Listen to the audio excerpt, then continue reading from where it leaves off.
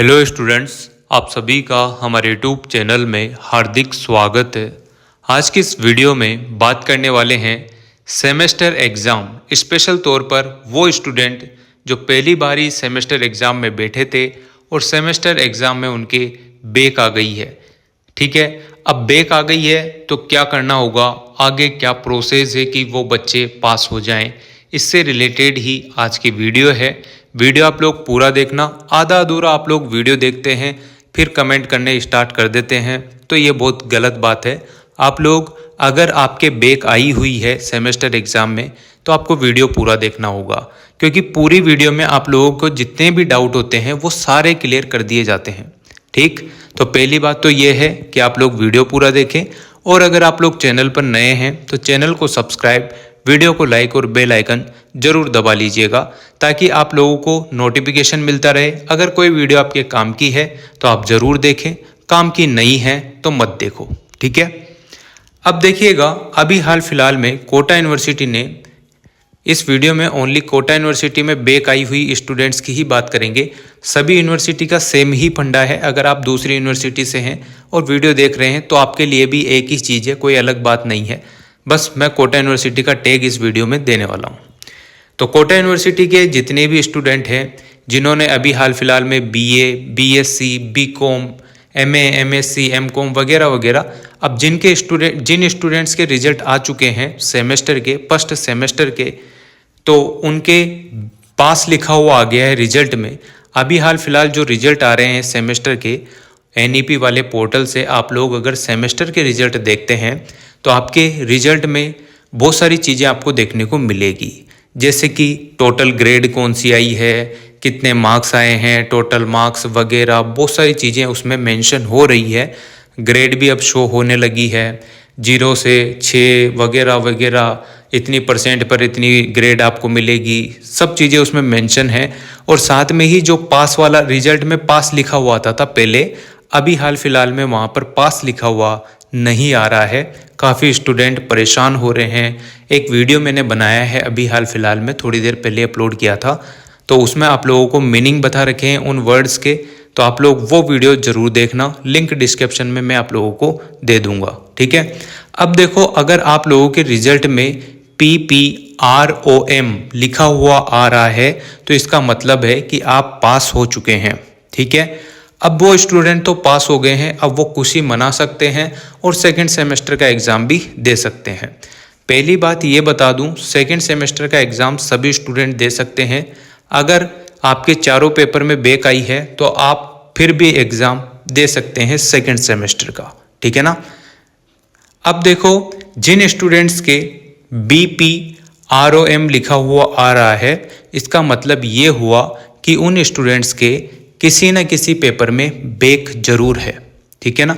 और अगर 2 से ज़्यादा पेपर में बैक आ रही है तो FPROM लिखा हुआ आ रहा होगा आपके रिजल्ट में। जो भी आपकी मार्कशीट है उसके रिजल्ट वाले ऑप्शन पर आप देखेंगे तो इस टाइप की अगर 3 कुछ चीज़ें, और अगर RL या RW लिखा हुआ आ रहा है तो इसका मतलब तो आप लोगों को कोटा यूनिवर्सिटी जाना ही होगा। ठीक है ना। कोटा यूनिवर्सिटी जाने के बाद आप लोगों को रिजल्ट बता दिया जाएगा, बाकी आपका रिजल्ट जो है रोक लिया जाता है। इसका मतलब ये होता है हिंदी में।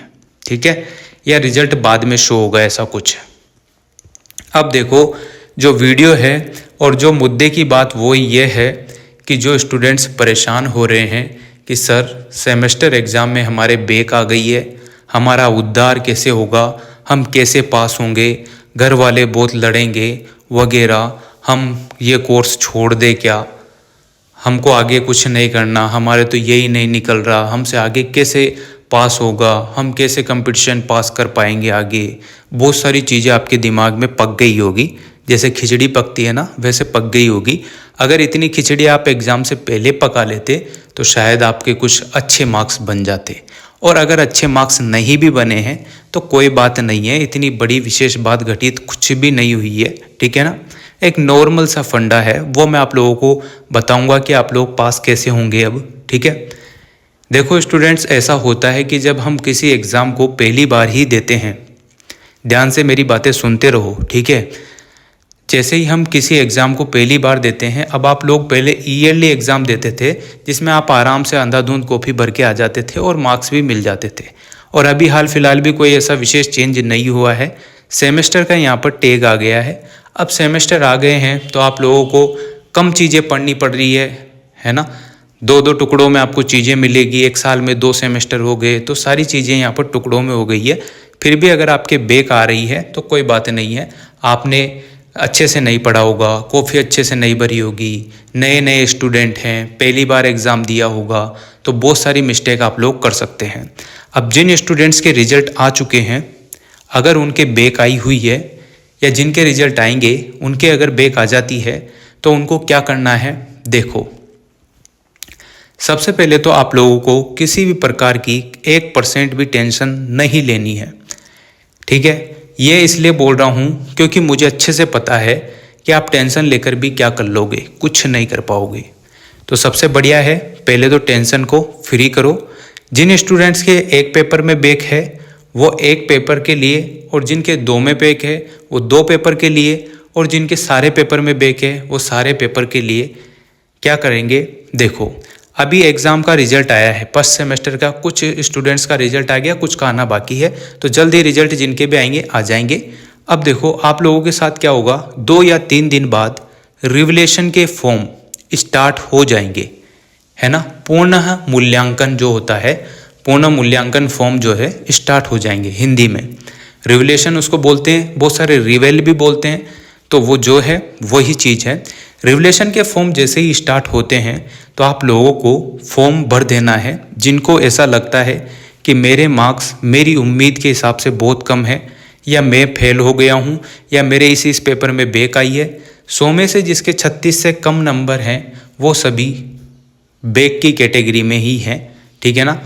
तो और बहुत सारे ऐसे भी हैं जिनके 36 से ज़्यादा नंबर है पर कॉलेज वालों ने उनको पास नहीं किया है, यानी कि कहने का मतलब कम नंबर दिए हैं, 50 में से बहुत कम नंबर दे रखे होंगे, तो वो भी फेल, यानी कि फेल का मतलब वही बैक वाली कैटेगरी में आ जाते हैं, ठीक है ना।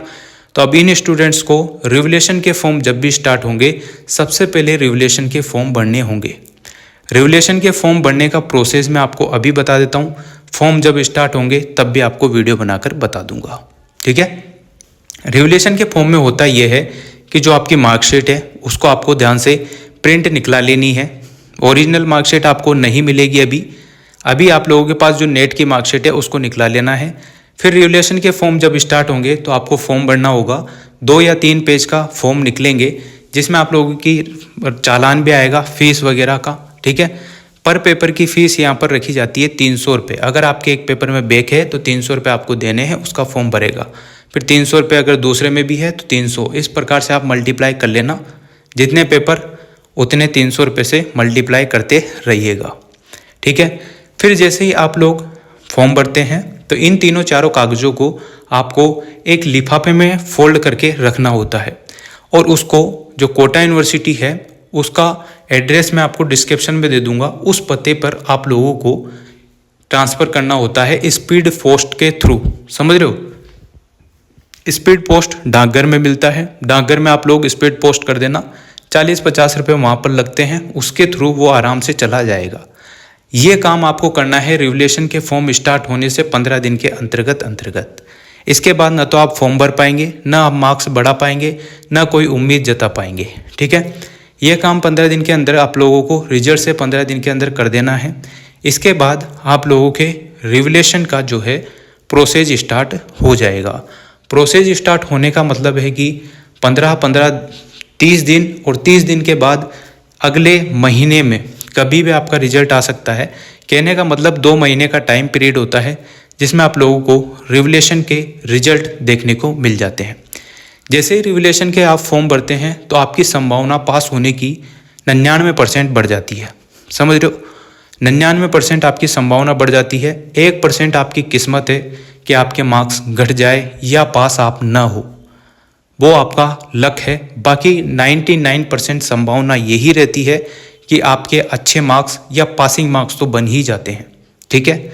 ये बात समझ में आ गई तो आपकी टेंशन थोड़ी थोड़ी तो कम हो गई होगी। ये फंडा होता है। इस फंडे के बाद जो रिजल्ट आएगा वो रिवलेशन वाले ऑप्शन पर आप लोगों को देख लेना है। जैसे ही देखेंगे तो आपको पता चल ही जाएगा, आप पास हो गए हैं तब भी कोई बात नहीं। और अगर आपके बैक फिर से रह जाती है, मान लो पास नहीं हो पाते हैं, तो आप सेकंड सेमेस्टर तो देंगे ही, पर अगर आपके फर्स्ट सेमेस्टर में बैक है या बैक रह गई है डबल से रिवलेशन के बाद भी, तो आप लोगों को एग्ज़ाम थर्ड सेमेस्टर के साथ काउंट होगा, न कि सेकंड सेमेस्टर के साथ। ठीक है, जब थर्ड सेमेस्टर आएगा आपका, उसी के साथ आपके वो पेपर ड्यू में चले जाएंगे, उसी फॉर्म में ऐड हो जाएंगे थर्ड सेमेस्टर के साथ। तो थर्ड सेमेस्टर के साथ फर्स्ट सेमेस्टर के एग्ज़ाम भी आपको देने पड़ेंगे।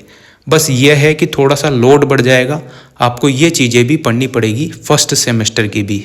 ठीक है, तो ये प्रोसेस चलता है और यही प्रोसेस होने वाला है। अगर सेकंड सेमेस्टर का एग्ज़ाम आप अच्छे से नहीं देंगे, है ना, तो आपके सेकंड में बैक आ गई है, तो उसके एग्ज़ाम वापस से वही रिवलेशन का फॉर्म चलेगा, उसमें पास नहीं होते हैं तो फोर्थ सेमेस्टर में आपको देने होंगे। फर्स्ट सेमेस्टर में अगर बैक आ जाती है किसी भी स्टूडेंट के, तो थर्ड सेमेस्टर में उसके एग्ज़ाम लगते हैं, और अगर किसी के सेकंड सेमेस्टर में बैक आती है तो फोर्थ सेमेस्टर में एग्ज़ाम लगते हैं। अब अगर मान लो किसी के थर्ड सेमेस्टर में भी बैक आ गई है, तो जो नए बच्चे आएंगे जिनके फर्स्ट सेमेस्टर होगा, उनके साथ एग्ज़ाम लगेंगे। इस टाइप से ये फंडा चलता है और आपको 2 साल की छूट दी जाती है। मान लो आपके 2 साल का कोर्स है, जैसे एमए वालों के 2 साल का है या बीएससी वालों के 3 साल का कोर्स है सेमेस्टर का, तो 6 सेमेस्टर आपके लगने होते हैं। 6 सेमेस्टर के अलावा आप लोगों को 2 साल का टाइम और दिया जाता है, जिसमें आप लोग पास कर सकते हो। बाकी टाइमिंग आपका जुड़ जाएगा, जैसे 3 साल की डिग्री है तो आपके 5 साल में कंप्लीट होगी, ऐसा कुछ फंडा रहता है। फिर भी अगर आप लोगों को कोई चीज़ समझ में नहीं आती है तो आप बता सकते हो, बिल्कुल डिटेल में मैंने एक एक स्टेप आप लोगों को समझा दी है। यही प्रोसेस होता है। रिवलेशन के फॉर्म जब भी स्टार्ट होंगे बता दिया जाएगा आपको। टेलीग्राम चैनल आप लोग ज्वाइन कर सकते हैं और ज़्यादा से ज़्यादा स्टूडेंट्स को आप जोड़ सकते हैं। ठीक है, thank you so much. Video अगर अच्छी लगी हो तो like, comment, share and subscribe.